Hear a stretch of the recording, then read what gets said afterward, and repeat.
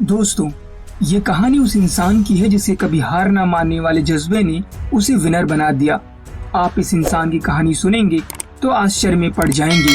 क्या हाल होगा यदि आपको बीच समंदर में अकेले छोड़ दिया जाए, जहाँ ना खाने के लिए खाना हो और ना पीने के लिए पर्याप्त पानी, जहाँ ना सोने के लिए समतल जमीन हो और ना ही छत हो, जहाँ सिर्फ चारों तरफ पानी ही पानी हो और आपके आसपास कोई इंसान ही ना हो, जहाँ जिंदा बचने की कोई उम्मीद ना हो लेकिन जिंदगी की जंग जारी हो।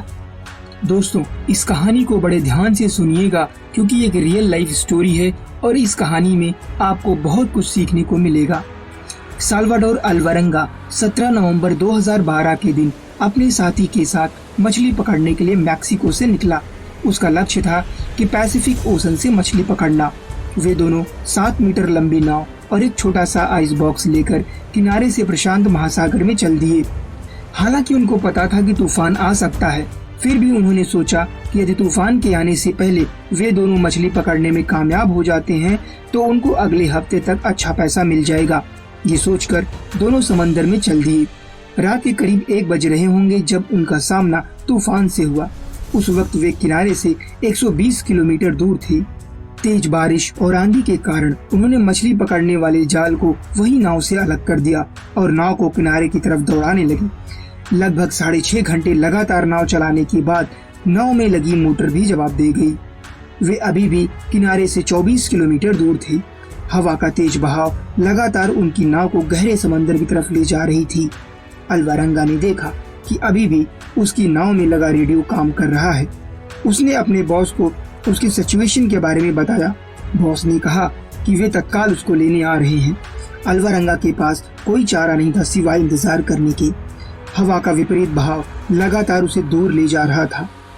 मैं आपको पैसिफिक ओशन के बारे में थोड़ी सी जानकारी देना चाहूँगा। पूरी पृथ्वी पे जितनी जमीन है, यदि उनको जोड़ दें तो भी उनका जितना क्षेत्रफल होगा उसका 3 गुना अधिक क्षेत्रफल अकेले पैसिफिक ओशन का है। अब आप अंदाज लगाइए कि यदि किसी को इसमें ढूंढना हो तो कितना दुष्कर कार्य होगा। उसके बॉस ने लगातार उसको 4 दिन तक ढूंढा लेकिन उसका कुछ पता न चल सका। अंत में थककर उसके बॉस ने उसको मृत मान लिया और ढूंढना बंद कर दिया। इन 4 दिनों में हवा के उस तेज बहाव के कारण अल्वारेंगा किनारे से 450 किलोमीटर दूर जा चुका था। अब उसके पास ना खाने को कुछ था, न पीने के लिए पानी और न ही सोने के लिए कोई समतल जमीन। भूख और प्यास के कारण उसकी और उसके दोस्त की स्थिति बड़ी ही भयावह हो चुकी थी।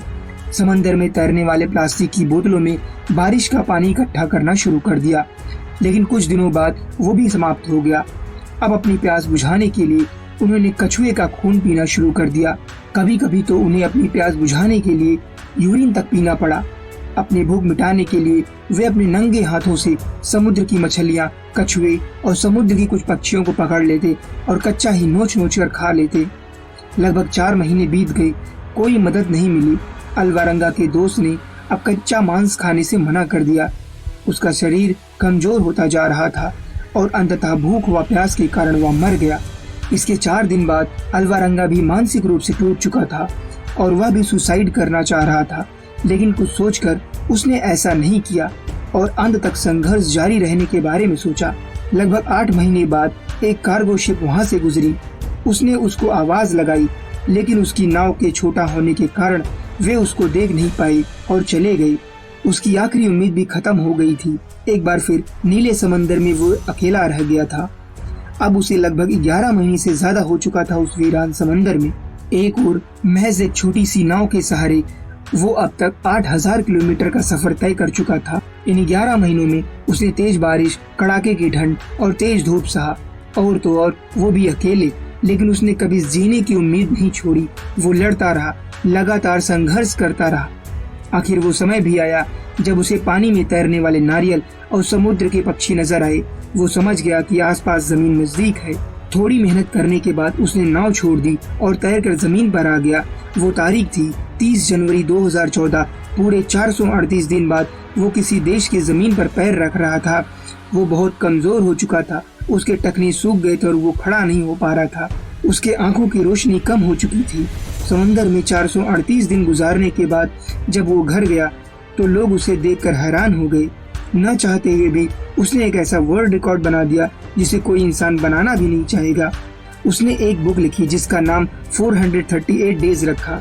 दोस्तों, ये कहानी हमें बहुत बड़ी सीख देती है कि हमें आखिरी सांस तक उम्मीद नहीं छोड़नी चाहिए और अपनी लड़ाई को आखिरी सांस तक लड़ना चाहिए।